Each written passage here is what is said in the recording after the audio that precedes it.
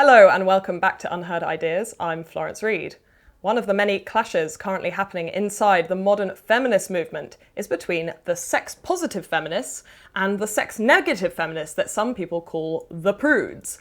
The former position argues for the virtues of no-holds-barred sexual freedom, while the latter believes that liberal feminism's focus on sex has come at a cost to women. Joining me to get a firm grip on this slippery issue are two women from opposite sides of this argument. Both are returning guests to the channel. Live from Austin, we have the sex worker and top OnlyFans star Aella. And trying not to wake up her sleeping baby in the next room, we have the author of a new book, The Case Against the Sexual Revolution, Louise Perry. Welcome back, both of you. Hello, thank you for having us. Yeah, thank you. So Louise, let's use the title of your book for a starting point for this conversation. You have made a case against the sexual revolution. In short, what is that case? So my argument starts from the somewhat controversial recognition that there are some very important differences between men and women in terms of the physical differences, which ought to be obvious, but aren't necessarily. In the women are the ones who get pregnant. We're much smaller than men. We're much more vulnerable to violence from men in any kind of heterosexual encounter. We suffer all the consequences, negative consequences of hormonal birth control, etc. There are also psychological differences between the sexes, which I think there's very strong evidence to suggest are at least partially innate. They're average differences, so there are plenty of outliers, but they are quite profound. And one of the differences between the sexes on average is that men are much more interested in casual sex than women are, and are also more interested in things like watching porn, buying sex, doing all of the things that have become much more socially acceptable post-sexual revolution. And the argument that I make is that even though there are plenty of exceptions to this rule, at the population level, a culture of sexual hyperliberalism suits men much more than it does women in terms of their preferences, and women carry almost all of the negative consequences. So in summary, you're saying that the sexual revolution forced women to compromise on their sexual preferences and was tailored towards men's sexual needs. Is that it?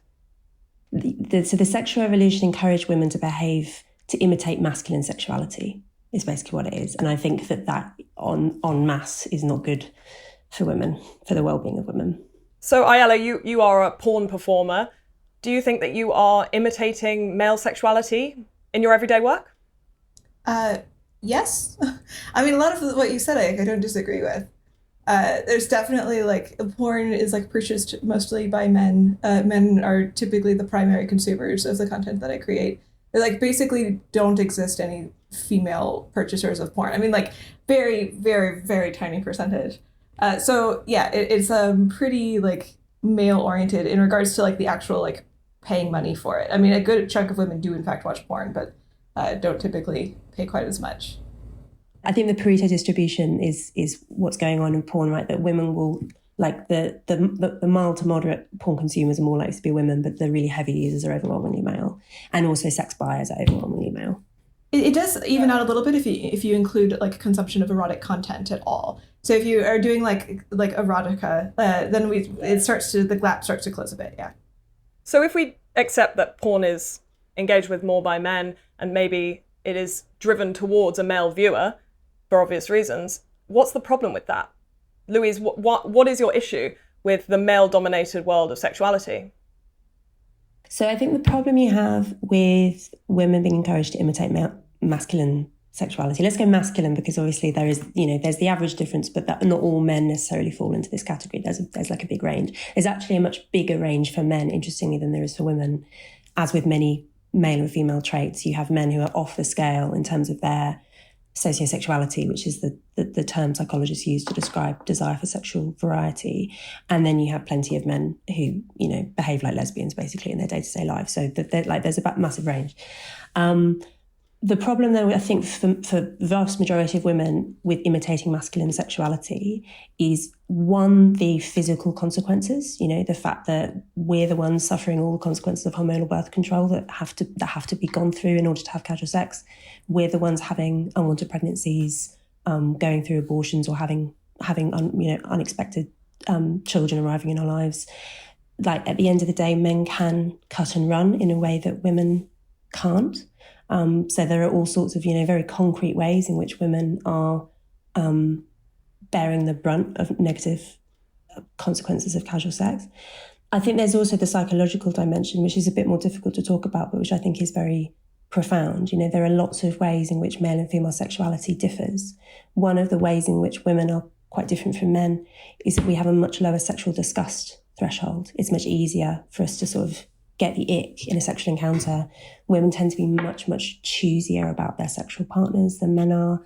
There's a very obvious evolved reason for this. It's because, you know, up until five minutes ago, we didn't have access to reliable contraception, which meant that having any kind of sexual encounter was liable to lead to pregnancy or risk leading to pregnancy. So it obviously makes sense that women will have evolved to be choosy about who they potentially get pregnant from. You know, is he going to hang around? Is he going to make a good father, et cetera, et cetera? So, and I think the problem with trying to kind of override that choosiness, which is what imitating masculine sexuality entails, right? Trying to have sex like a man, trying to regard sex as casual, just a leisure activity, not having any sort of innate meaning or specialness or anything at all, is that it forces women to try and suppress that instinct, which is present in most women and sometimes very strongly. And one of the things that I've write about a lot in the book is you know, magazine articles, anecdotal evidence from women writing, speaking, whatever, that effort to try and suppress the bonding instinct, the instinct towards being picky, causes a lot of distress. And sometimes that distress is displaced, you know, and sometimes that distress can be successfully suppressed. I mean, there's a whole genre of articles in women's mags that I write about, which are about how to stop yourself catching feelings, like strategies that you can use during sex to try and dissociate almost, to not bond with your partner, it's things like don't make eye contact, take certain drugs, you know, get drunk, all this kind of stuff to try and suppress that instinct that very many women feel. And I think that, you know, you look at, for instance, the orgasm gap, the fact that most women don't orgasm in casual encounters compared with men. Women are much more likely to orgasm with long-term committed partners. You look at all of the potential negative physical consequences of any casual encounter for women, and you look at the fact that women, you know, will say quite bluntly sometimes that they have to kind of suppress their instinct against casual sex in order to do it, in order to feel as though they're sort of, often women talk about it almost as if you have to like run the gauntlet. This is something like a phase in your life that you have to go through, the kind of hookup phase on the route to a more committed relationship. If we turn to Aella now, because Aella, I know that you describe yourself as polyamorous. Do you feel that you are in distress when you're in your polyamorous relationships that perhaps don't include a kind of monogamous traditional structure? No, not at all. But I suspect that like the kind of experience I have is not like necessarily in contradiction to Louise, as in Louise like consistently says that there's like a small percentage of women who is like the weird. So right, so like if there any individual woman comes up and is like, well, that's not my experience, then this is not really a contradiction. So I feel like the crux of the issue is something more like what percentage of women are having this sort of thing.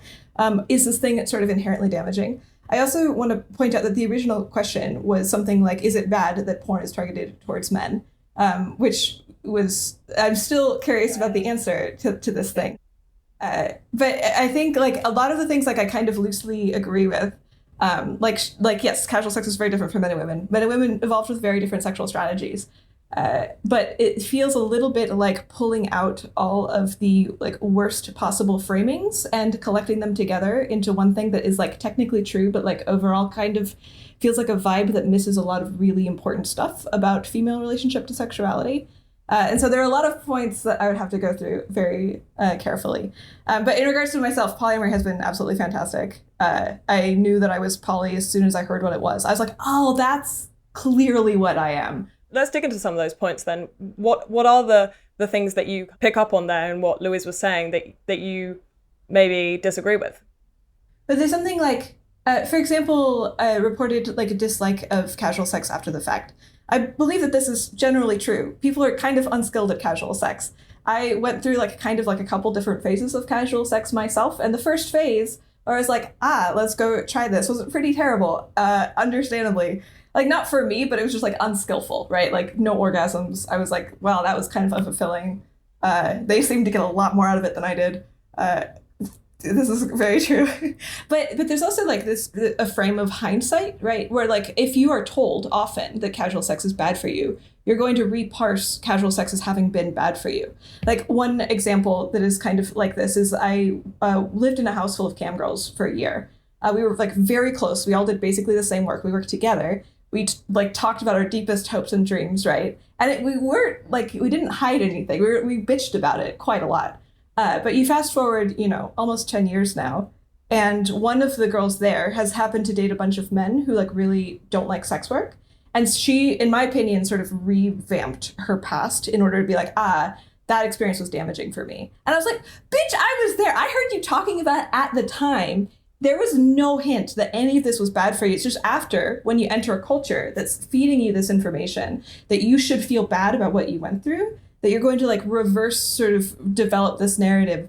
And then to be fair, this can happen both ways. Like a lot of people, I think, will try to tell some women that, the casual sex was definitely good for you and you should feel good about it, right? Like in both directions, any sort of like narrativizing the experience, like trying to tell women what they should feel is, in my opinion, like bad. Like my ideal would be to ask women, like, how do you actually relate to this? Like independently of what culture tells you to do, check in with yourself. Do you actually like what's going on or do you actually not? Or like to what degree are you sort of just trying to conform to other people? And that is the message I could really get behind, because I think that's a message that also would result in a lot of people realizing that they don't want to have casual sex. And maybe a lot of people realizing that in fact they do. And that seems chill to me. I'm pro that. To take that example of your friend there who later on felt that there had been severe ramifications of engaging in casual sex, don't you think that might just be a genuine moment of epiphany, realizing that they had made a bad decision? I mean, we all have it. We all have those moments, and looking back on things, sometimes, hindsight is 20/20. This is very true. Like I cannot like say that I know her full mind, but the thing that when I was like close friends with her and we were going through this, like the way that she was appeared to be taking no damage at all from my perspective. It's my guess that it was a hindsight thing. So I do agree with you that, the power of narrative is amazing, right? And clearly we restructure our memories according to narrative. It is a phenomenon, though, I don't know if this necessarily applies to camming, but it is a phenomenon that a lot of women who've done in-person prostitution will talk about, and particularly kind of like the worst end, street-based, brothel-based prostitution will talk about, is that when you're in it, believing a narrative that it's okay is the way you survive. It's the way you get through what is like a fairly terrible experience. And then it generally is later, once you're no longer in that situation, that it's possible to kind of shake that off.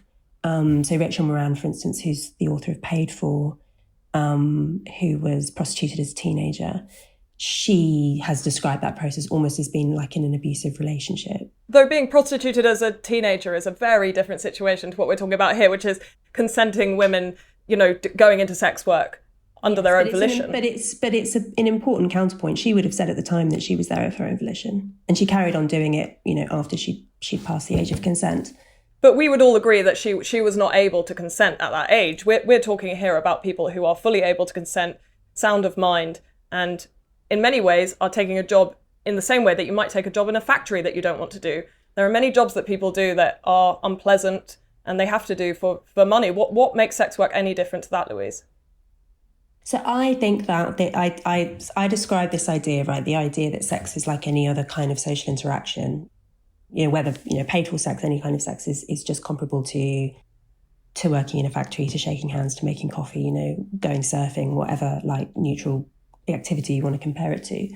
I call that in the book sexual disenchantment, derived from Max Weber's idea of disenchantment as part of the Enlightenment, in that it's this idea that comes out of the sexual revolution that, all of the religious, bourgeois, whatever, traditional norms of the past had to be done away with. This idea of sex having any kind of special status, let alone sacred status, had to be done away with in order for people to sort of shake off the oppressive shackles of the past.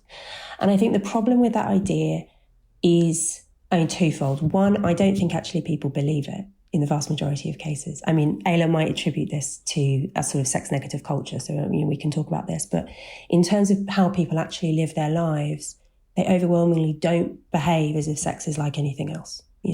like for all of the people that there are people who do polyamory well and enjoy it. There are also, on any given platform devoted to discussion of polyamory, you'll find people really struggling with jealousy, finding it really, really difficult to suppress that instinct to have that instinct to be to view sex as being unique compared with other kinds of relationships, And the problem with trying to pretend that sex is, meaningless, just like anything else. If you can't have a special status for sex, you also can't have a special status for rape, which we do in law. We recognise that rape is worse than theft, right? Instinctively, and also in our legal codes. We recognise that sexual harassment has like a uniquely harmful effect on its victims, right? Like the problem with trying to view sex as not having any kind of special status is there are all sorts of effects downstream of that, which I think are really unwelcome, and are particularly really unwelcome for women. So I think that the sexual disenchantment, it's largely a rhetorical move. It's largely, a way to kind of affirm liberal ideas about sex in the post-sexual revolution era. And it's, the problem is that the fact that people do viscerally feel that sex has some unique status is quite difficult to rationalise. It's quite difficult to slot that into any kind of logical argument system because it's quite intangible.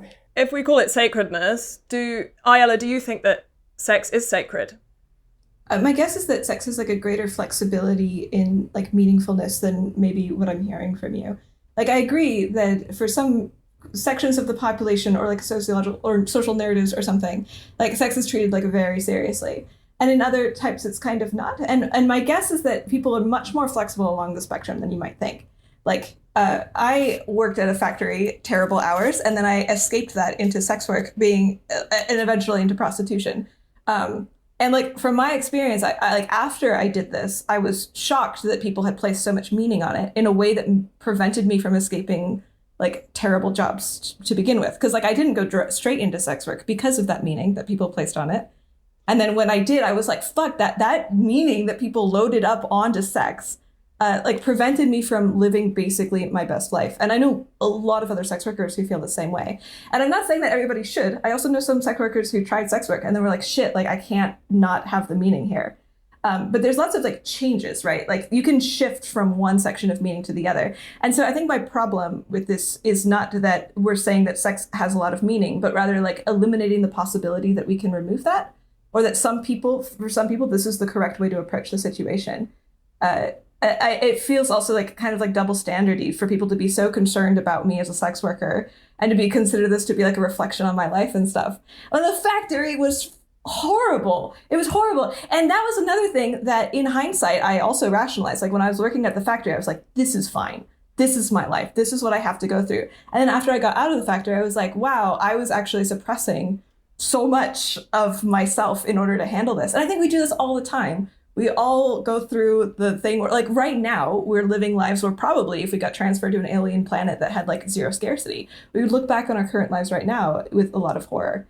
So you just mix this in with, like, social stuff. I think that this is also true for, like, the polyamory monogamy distinction. Like, you're correct in that, like, a lot of polyamory discussions are talking about, like, what jealousy issues. But, like, monogamy also has, like, dead bedroom problems, right? Like, both are relationship structures that require some sort of, like negotiation of your desires and what you can achieve in your life. And both of them have like pretty severe downsides. And as a sex worker, I see a huge amount of the downsides in monogamy from men, supposedly monogamous men, who come see me because of failures in their monogamous relationships.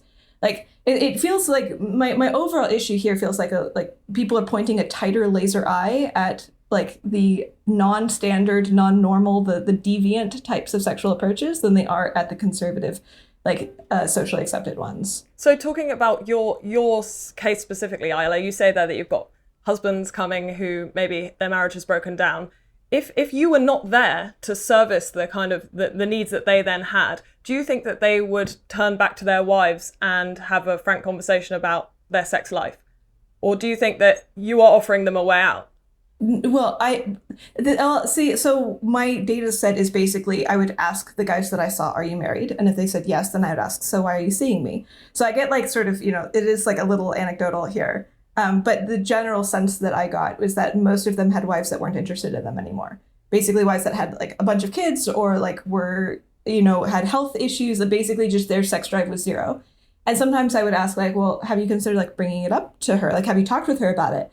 And the majority of the responses I made, 60-70%, were like horror. They were like, I don't want to destroy my entire life. One, like, guy, it was common for guys to be like, if I bring it up with her, I think she would leave me. Doesn't that suggest that actually, if you weren't there to counsel them, that they might actually go and speak to their wives about it? That the point is that by allowing these kind of sexual avenues by which married men can go and find a kind of proxy sexual partner, that they don't have to confront the real emotional issues at the heart of their relationships. This is like possibly true to some degree, but like my intuition is not that this is the case. Like a lot of the men had been sexless for 10 years before finally trying to find a sex worker. Like most men don't feel great about the sex, like making their wife unhappy, like potentially to do this. Like it is pretty high cost. A lot of them are risking like damage to their life.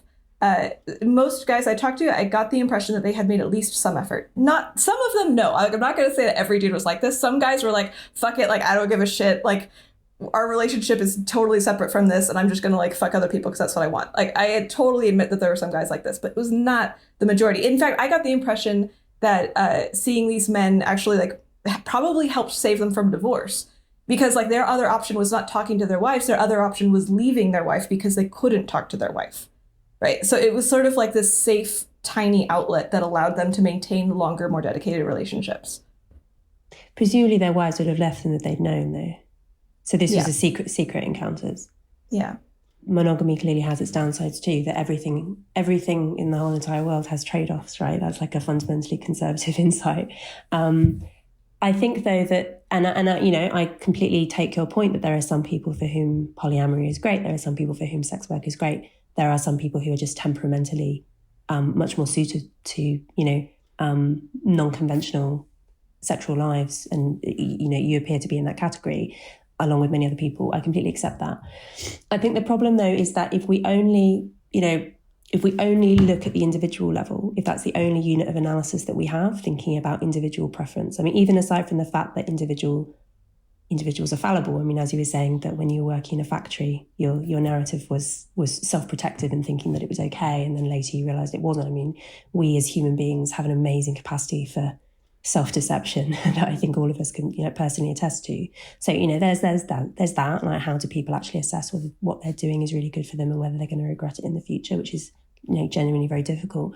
But I think the other thing that I'm interested in, and which is much more difficult to talk about within a kind of liberal framework, is how this scales, right? So one of the things that I write about in the last chapter of my book is the fact that there are all sorts of ways in which societies that have a monogamous marriage system do better than societies that don't. Even though only about 20% of societies on the anthropological record have been monogamous, including ours, up until recently, we don't really have a sort of monogamous marriage system anymore post-sexual revolution, but they tend to be more affluent, they tend to have lower rates of crime, they tend to have lower rates of spousal abuse, child abuse, there are all sorts compared of ways to polygamous cultures? Yes. I mean, there are basically no polyandrous cultures, so we're pretty much talking about a comparison between I'm not surprised that this is the case. I would guess that if you compared polygamous cultures to monogamous cultures would probably do better. Yeah. And so, similarly with polyamory, which obviously is not necessarily polygamous, there's much more flexibility in modern polyamory. But even if there are some people for whom it suits them very well, I'm really, really not convinced that it would scale. The idea that if this became, if we entirely removed all of the norms, which were, they're basically gone anyway, but if we did sort of the final sweep away of any norms remaining from the pre-sexual revolution era, I think there are some people who are temperamentally suited to that kind of radical freedom. I think there are a lot of people whose lives would become a lot worse, because actually I think norms exist for a reason. And are you there's a function arguing against like a position that's saying that we should all be poly? I'm arguing against the idea that we shouldn't have norms, that there shouldn't be anybody templates. Arguing that?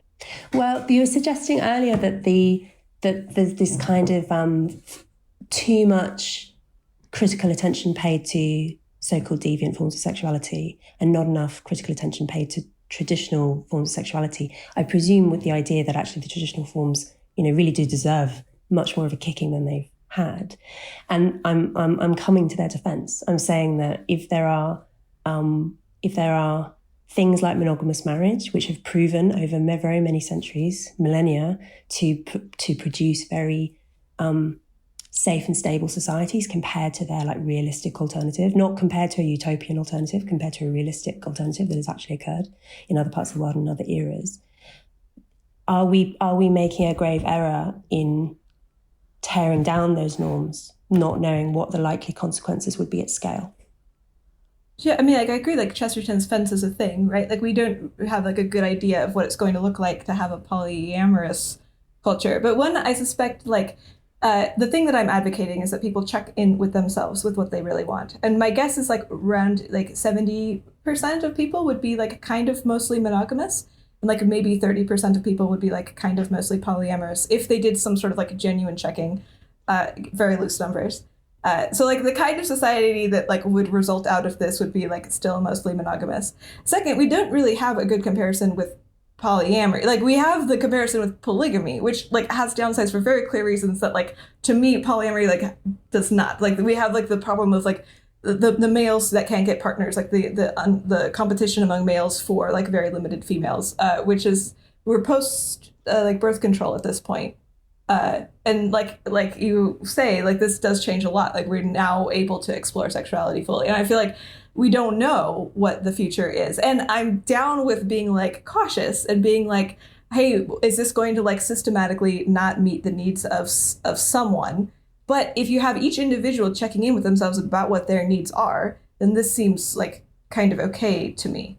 Because I'm assuming I do not want a culture where we're all right, fuck norms, fuck monogamy. If you're monogamous right now, you probably should stop that. I think it's actually bad for you. This is not what I'm arguing. I'm arguing a critical individual assessment. And whatever comes out of a critical individual assessment, my guess is going to be better for culture than what we have right now.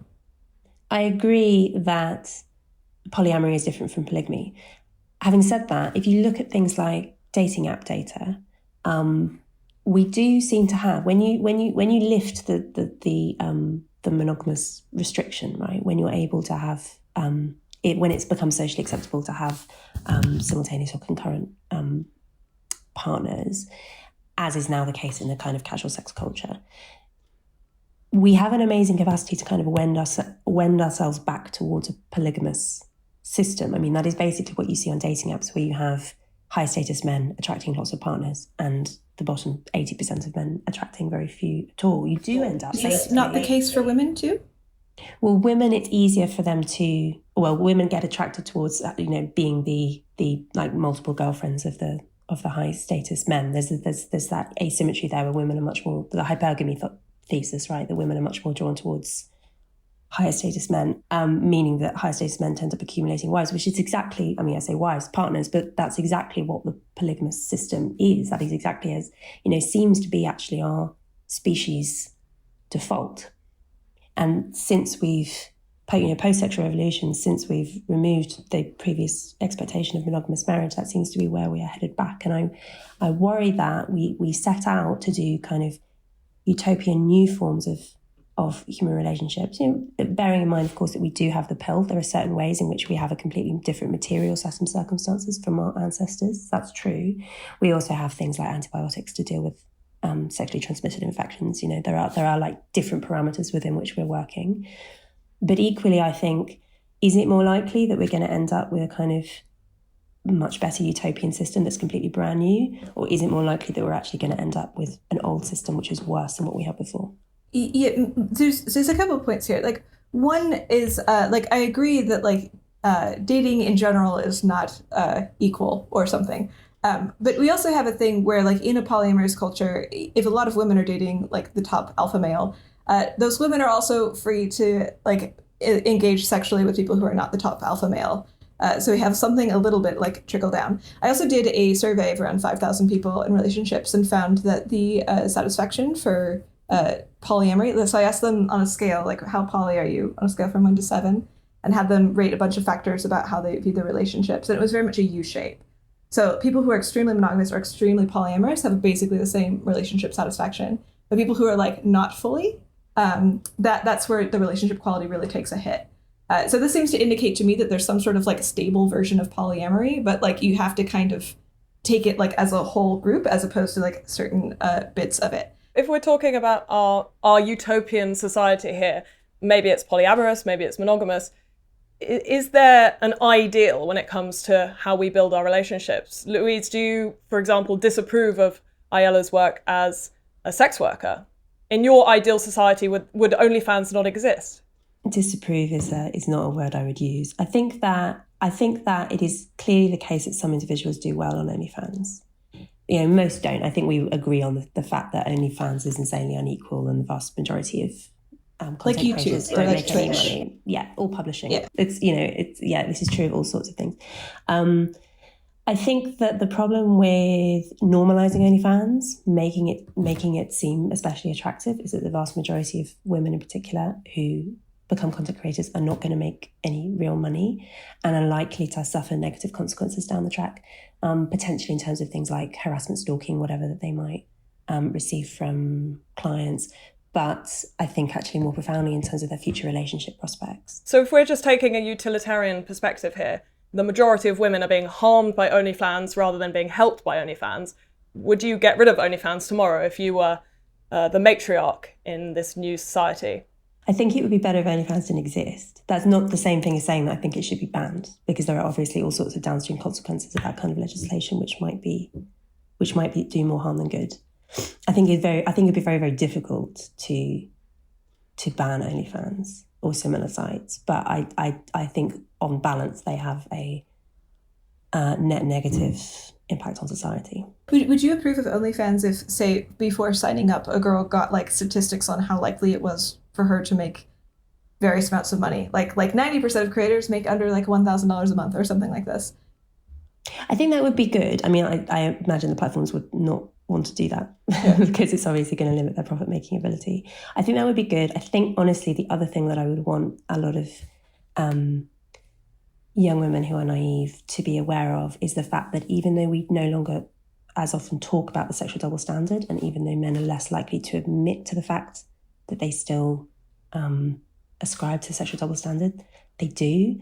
And I think that one of the worst consequences of OnlyFans for very many women, which isn't talked about nearly enough, is the fact that it becomes that much harder afterwards to find a committed relationship, which actually most women say is what they want long term, because men are judgmental about it, basically, and it's very difficult to dissuade them otherwise. My guess is that this is very well known in women cultures. Like, I've joined so many like discussion groups where girls like thinking about getting into OnlyFans or like already doing OnlyFans, and a huge amount of that discussion is centered around like how much is this going to damage my mate prospects? Like, how much should I hide it from my potential mates? Like, how can I do OnlyFans in a way where it's not going to leak to potential mates? Like, this to me is like one of the top things, at least in my in practice, that I have seen women consider. To me, it doesn't feel like an overlooked aspect at all.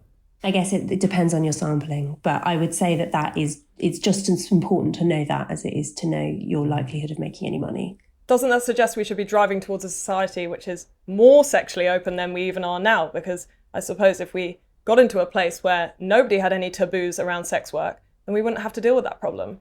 I think good luck, unfortunately. I mean, I just think that the nature of human beings is such that we can't. I mean, it comes back to what we were talking about at the top of the show about the fact that people try as they might. Most people find it very, very difficult to actually like live sexual disenchantment as if it were true, to actually believe it or walk the walk.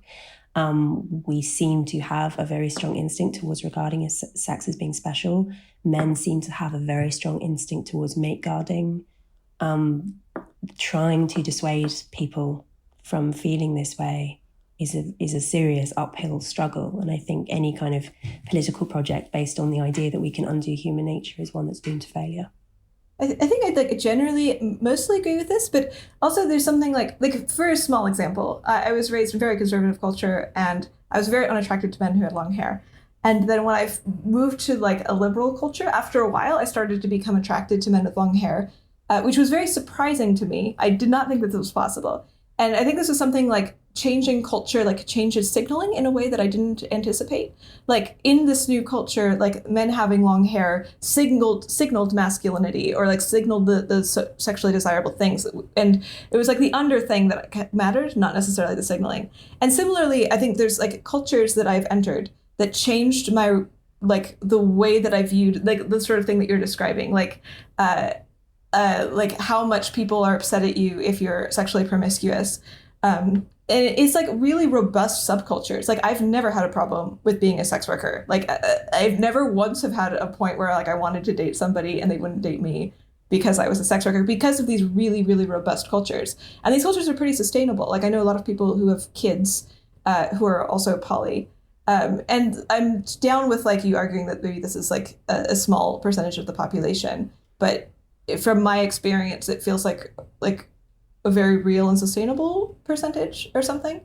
I suppose I'd say that historically that doesn't seem to have been true, in that there have clearly been lots of very interesting experiments with kind of new forms of family historically, it's pre-birth structure. control. Like pre-birth control, like I know it's hard for me to. Circumstances are completely different, but I don't think our minds are very different. I think that we do still basically have minds evolved for hunter-gatherer life, because that's 90% of our species history. Yeah, to some degree. Like I think that this is like probably why women are like very into BDSM, is because like evolutionarily and historically, like you had to be aroused by powerful men in order to survive.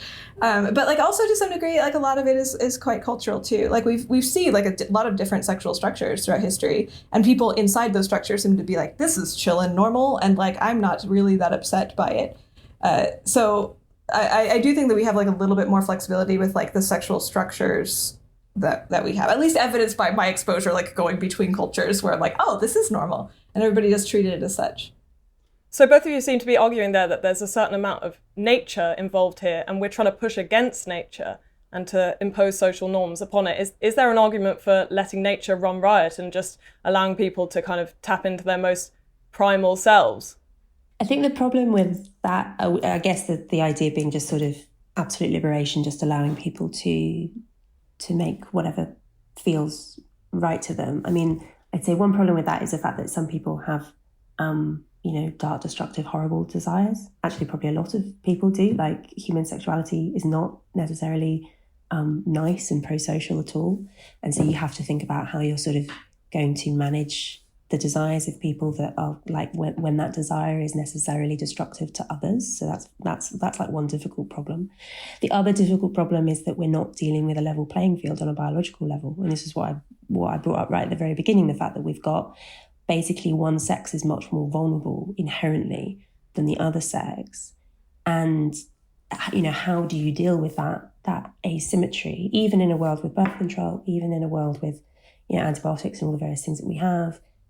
How do you manage that asymmetry is, I think, a question that all civilizations have grappled with, and no one has ever come up with a free-for-all as the best solution, because clearly it wouldn't be durable. It wouldn't actually work. Digital sex work might be an answer there, though. I mean, Aella is behind a screen. She is, in many ways, invulnerable to male violence, and she is being paid for sexual acts which she finds pleasurable, I assume. And so isn't that a win-win?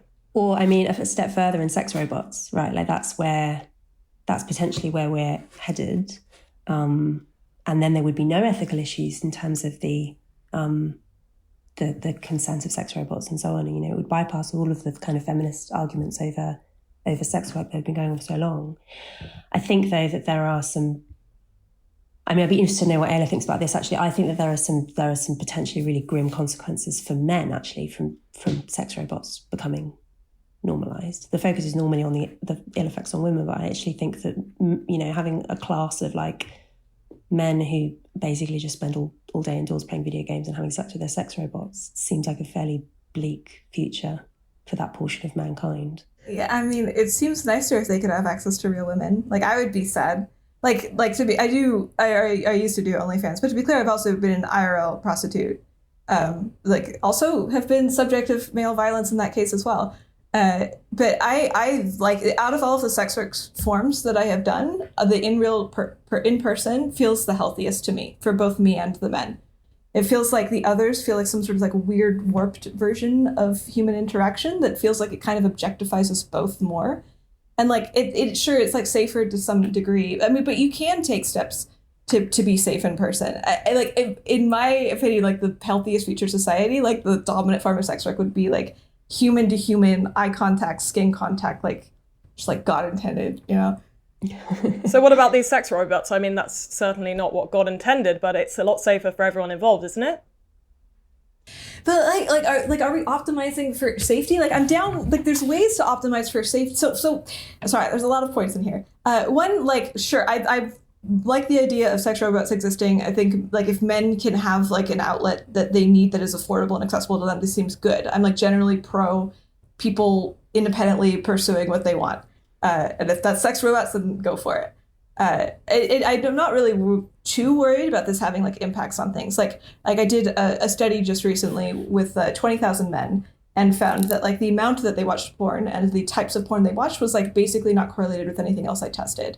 Like very, very minorly, which was very surprising to me. Lots of people that argue that like porn use, and so it is correlated with things. And so my guess, like my intuitions based on this is that like widespread use of sex robots would also not significantly impact things.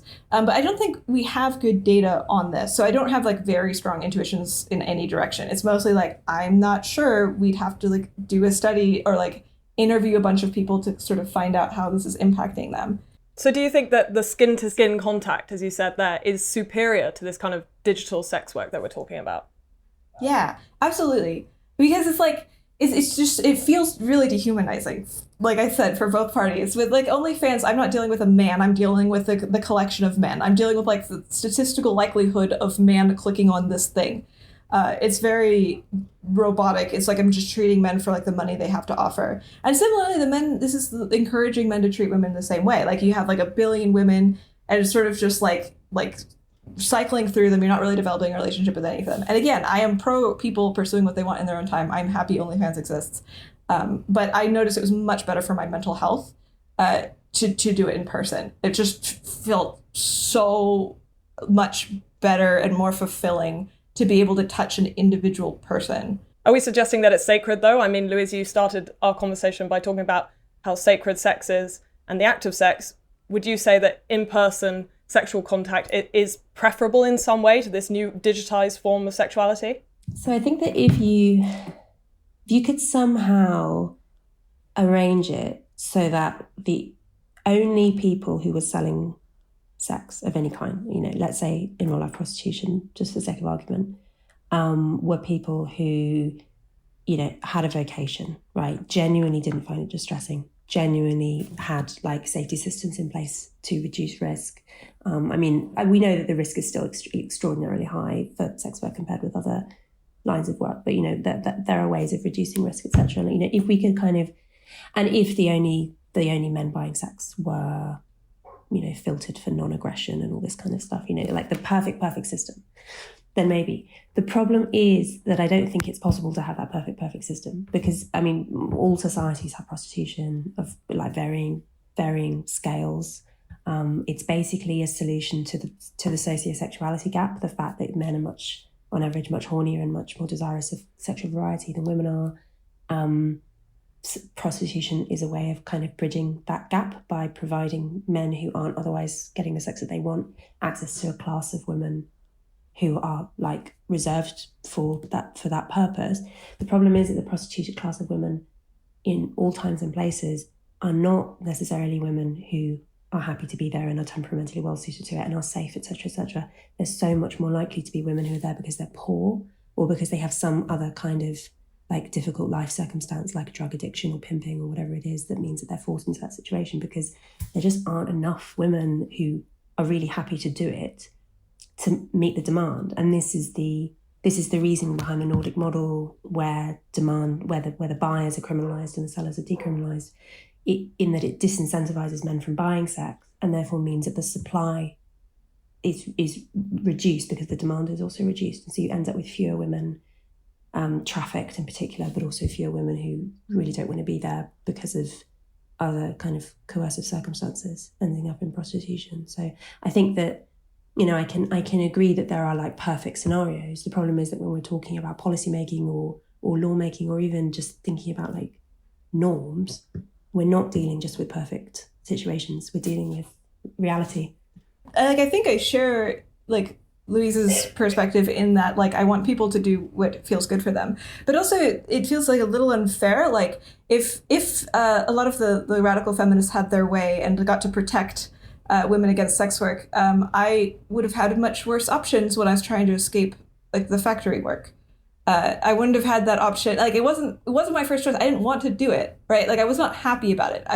When I first went into it, I was like really like embarrassed and humiliated. But I would have rather done that than any of my other options. And so like the idea of like removing this, I'm like, okay, like I get that you're trying to remove an embarrassing and humiliating option, but if somebody's going to that option, it's because it's the best one out of their other options. And I'm like, I don't know how to convey this with enough strength. Like these people are making choices based on what's available to them. And it's like only from the outside where you're like, removing the amount of choices you have is better. I do agree that this is good if the choices are misrepresented. If people are consistently like, I think sex work, I'm going to make a bunch of money and it's not going to be distressing at all, then I would be like, okay, we should have more education about like what actually is involved. And this is true for me. Like when I talk about sex work, I'm like very clear. Like in my articles about how to do sex work, the first couple paragraphs have these are the downsides. Some people cannot mentally handle this. Please be aware and evaluate if this is actually right for you. And in my opinion, this is the way that we should like preface things, but then also like trust people to make their own decisions about it. But yeah, the access to sex work, even when it's shitty, is still better than anything else. Like if you're taking that option. There used to be quite a high barrier to entry for sex work. If you're talking about street prostitution, whereas now, with things like OnlyFans, the barrier has been lowered massively. Is that a good thing, that more and more people have access to a potential sex work career? Yeah. I mean, like, I know like a bunch of single moms or women with health issues, like women who like are struggling to like feed their kids on their own, who said, I tried OnlyFans and it gave me not even that much money, like an extra $300 a month, but like now I can pay my rent. Like there's a whole bunch of people for whom their lives are really drastically improved by not that amount of money. Typically people who are really disadvantaged in some way. Like it disproportionately assists like the poor, or people like I would consider to be lower class, people who like were culturally sort of like priced out of the better paying jobs, which is why I think this worked for me so well. Like I grew up very, very conservative, no access to education. And so a lot of people are like, well, you should just like go to college and get an education and then get a job. I'm like, for some people, their lives just don't work like that. And for some people, like being able to have easily accessible side income that you don't need training for, or like the elite approval or like credentials, is like incredibly beneficial and life-changing. And I've known so many women for whom this is the case. I take that point, although I do think it's worth emphasizing the fact that the drug and alcohol addiction is extraordinarily common among sex workers, right? Like not necessarily the OnlyFans end of the spectrum is clearly, I think we all agree, the much less dangerous, traumatic end of it, but that it's also not, representative of the whole spectrum of sex work, some of which is dire, and is very, very common for women to end up taking drugs and using alcohol as a way of dealing with the emotional fallout of prostitution. And that means that you're not actually ending up in a better situation at all. You end up potentially spiraling downwards and getting stuck. So, I mean, I completely take your point that there are other forms of work which are dreadful. I think that I'm not really a radical feminist at all. I think I can comfortably speak for radical feminists though, in that they tend to be very like left wing on that. They don't think that any woman should be in a situation where she can't feed her children unless she's doing sex work. I mean, I think we're all completely in agreement on that. I do also recognise that we live in the real world and there are situations where that might seem like the best option.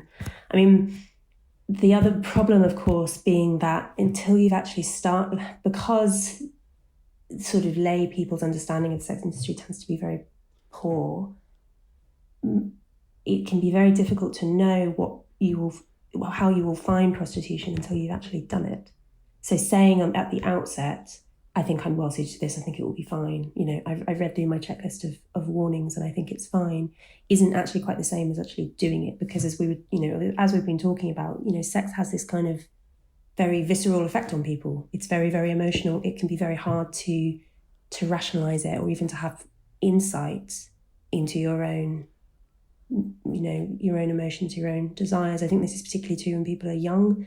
Young people are much, much more susceptible to to groupthink, to influence from other people and so on. So I think that, you know, it's going back to like, yes, I agree. There are some situations where I can see it being the best decision for someone. The problem is that when you make a move towards normalization and destigmatization and presenting this as a perfectly valid career route, you are going to end up with people going down that career route for whom it is an absolute disaster and it ruins their lives. And they might not otherwise, if it wasn't presented to them as the new legitimate thing, they might not have done it. And I think that's the trade-off that we're dealing with here, and it's a really difficult one. Well, one point I wanted to make is that there's a lot of like talk about like alcohol and drug stuff with sex workers, which I agree is true. They have like much higher rates of drug use. But also like if say we have a world where we like dramatically criminalize something like plumbing, like plumbers are really stigmatized, and if you plumb, then people are like, I'm not sure I want to date you. We have a bunch of laws about it, and if you get assaulted as a plumber, like you can't go to the police, otherwise they'll put you in jail. I would expect to see in this kind of case that the kind of people who would gravitate towards plumbing are people who are unsuccessful in other aspects of their life, or like unable to make it in like standard life, and probably have a lot of overlap with drug and alcohol use. Like my guess is that this use just comes out of basically a correlation effect, not necessarily causation. Although we see it in countries which have decriminalised or legalised sex industries as well. I mean, I think that I agree with you that clearly the stigma makes all sorts of things worse in all sorts of ways, but also I'm not convinced that the stigma is an after effect of the law. I think that actually the stigma seems to stick to the sex industry across time and place, and I think it comes back to this problem of you know, the sociosexuality gap requiring a prostituted class of women. Most women don't want to be in that class. It's very hard to persuade anyone to think that isn't, you know, a bad outcome for those women, and the stigma flows from that. Yeah, a lot of this feels like it's coming out of like, I think like I agree with a lot of what you're saying, but like part of me like has a resistance to it because it feels like you're sort of implicitly telling women that they should feel bad for these things in some way. Like I wish I could hear more like, yes, some women are like that, and if you're not, it's chill. But like I think that like the stigma is the thing that creates a lot of people's like drug and alcohol issues here. But maybe not entirely, but like generally to a very large degree. And when we talk about the narrative that like sex is extremely meaningful, that makes sex meaningful. Like we create the meaning in sex by discussing with this amount of weight. Like when women try prostitution, for example, like when you were talking about it, I was like, well, you should just like try it once or twice and see how it works for you. And if you don't like it, then stop. And this to me seems like pretty fine. And if you have like a bad experience, it doesn't seem to me like it needs to be traumatizing. But if we treat it with this level of like gravitas, then it's going to create that trauma in people. And I wish that like when I was in a really sex negative culture, I could have heard more messaging about how it's like okay to be sexually promiscuous if you want to. Like if I had like been surrounded by, you know, people giving me like the kind of message that you're giving me, I think I would have ended up with a lot more shame and guilt overall. I acknowledge that it can seem condescending and judgmental, the kind of the anti-porn, anti-prostitution feminism, but you know, we all know that the really brutal attitudes towards sex workers come overwhelmingly from sex buyers, right? Like if you look at any kind of like review platform where men will describe their feelings towards women they buy sex from, they have, I mean, I'm sure there are exceptions, but we know that men who buy sex are more likely to be sexually aggressive, more likely to admit to rape outside of the sex industry. You know, this is, I think that the problem with the effort to destigmatize and kind of hope that after that we will somehow kind of arrive at a sex industry that really is just like any other industry is that it is basically based on theory. It's based on faith that all of this, that the stigma is causing the problem, not the stigma is attached to the innate problem, which is actually has much more to do with the fact that most women find prostitution very distressing, and most sex buyers don't treat the women they buy sex from with proper respect. So just looking at society as a whole now, post the sexual revolution, how have things changed for women? Aella, I'll turn to you first. There's probably surveys about people's like self-reported quality of life, but I think they've gone down a little bit, right? Like women reported slightly lower satisfaction, if I remember correctly. Yeah. But like it's very confusing. It's like, what metric do you want to go by? Because like a lot of people report like less satisfaction despite like quality of life improving in a lot of metrics. Like from the outside, if you're like, somebody in like 500 AD versus somebody in like 2022, we clearly know who should be having the better life quality. So like so much of this is dependent on narrative. But no, I don't have a great answer for this. I think it's like definitely in flux, right? Like we don't know what the fuck is going on. Technology is like rapidly changing the norms with which we're engaging with each other. And all of the stuff that's been really stable throughout history, we're like, like this isn't working for us anymore. We have to find some sort of like new way of approaching our lives. And it makes sense to me that there's like a lot of distress as people are like trying to figure out their relationship to this new system. So Louise, as someone who's offering a new way, at least one new way, do you think that we've taken a wrong turn in history and we need to right the course? I agree that with everything that Aella just said. I think so it does seem to be the case that even though women's rights and freedoms have clearly improved drastically in the last few generations, women don't report being happier. I mean, it's difficult, obviously, because happiness is such a slippery thing to measure. But it's certainly the case, for instance, that women are now actually burdened with more work than they previously were because they're now doing housework and childcare, and they're also doing paid work, and everyone is dependent on two full-time incomes. And there are all sorts of ways in which actually what appear from one angle to be rights and privileges from another angle end up being burdens and sources of stress for women and for everyone else. So I definitely don't think it's a simple answer. I think that I'm fundamentally extremely skeptical about the whole idea of progress, the whole idea of history having a shape, and that shape, moving everyone onwards and upwards towards greater happiness. I think that history comes in cycles.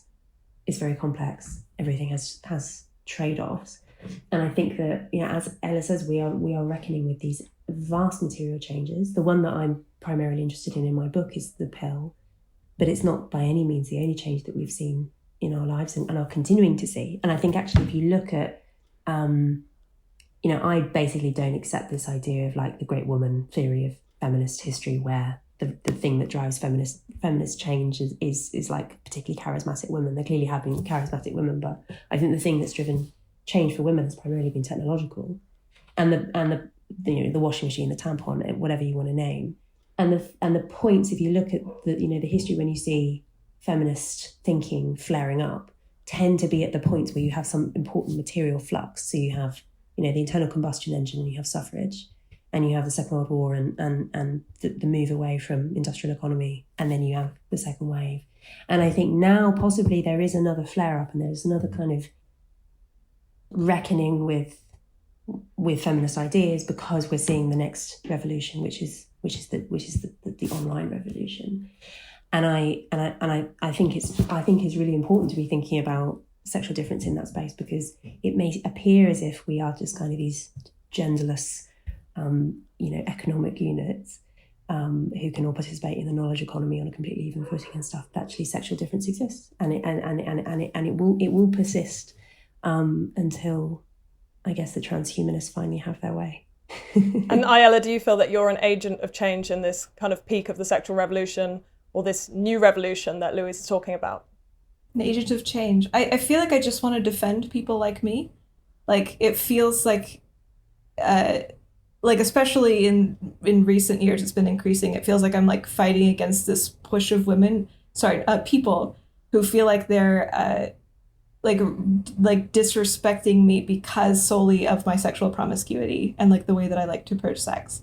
And it feels like there's like more shame and judgment about it like growing. I don't know if it's just because I'm exposed to different places of the internet or if this is actually a movement, but I feel like really protective of it. I'm like, no, like I am okay the way that I am. And I really want to give that message to anybody who's like me. I like to be like, living like me, it can be a wonderful, healthy, and fulfilling thing. And you don't have to feel shame or like you need to hide. And so if there's people like me out there who really want to take a stand and have like a bold, unapologetic ownership of that. And that feels like the thing that I'm fighting for. Well, that feels like a great place to end. Thank you so much, Louise and Aella. Thank you. Thank you. Thank you so much, both of you. At the very least, we've come up with a new girl band that nobody knew they needed. That was Louise Perry and Aella coming to some points of agreement, but also some serious points of disagreement about the success or failure of the sexual revolution. Thanks to them for coming on, to you for watching. This was UnHerd.